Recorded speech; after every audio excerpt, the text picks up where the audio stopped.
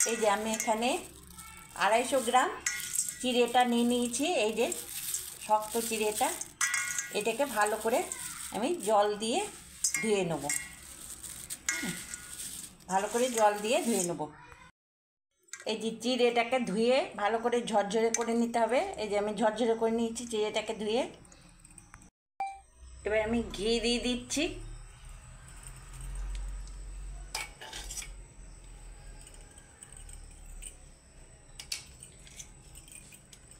দুটো তেজপাতা, মুখ ফাটিয়ে এলাচ,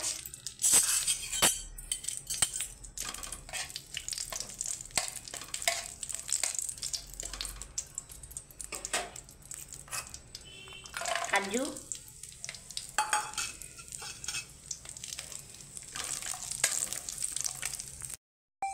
কিশমিশ।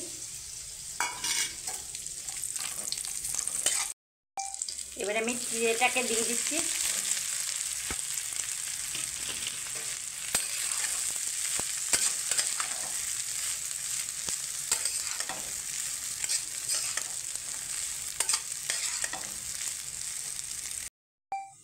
সামান্য একটু লবণ, একটু জিরে গুঁড়ো, গোলমরিচ গুঁড়ো, একটু গরম মশলা পাউডার দিয়ে আমি একটু নেড়ে নেব। গ্যাসটাকে কম হিটে নাড়তে হবে।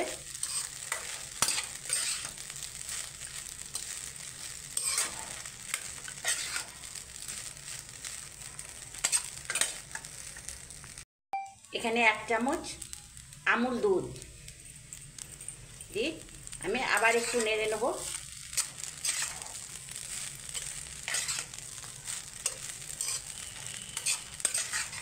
এই পোলাওটার আমুল দুধটার কারণ দেওয়ার একটু খুব স্বাদ বাড়ায়।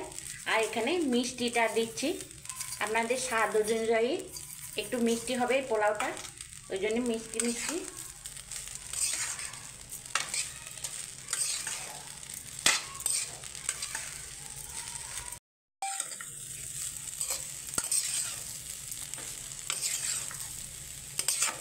দেখুন কত ঝরঝরে হয়েছে।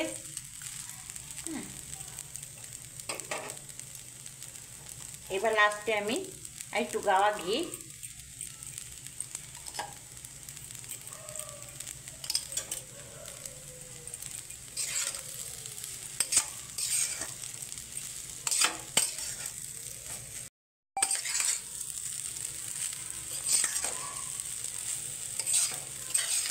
এই যে চিড়ের মহাপ্রসাদটা আমার হয়ে গেছে ভোগে।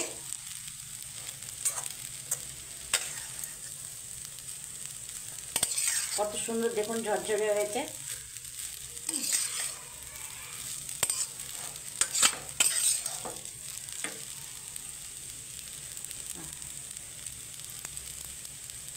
আমার রেডি। এই যে আমি নামিয়ে নিচ্ছি এবার।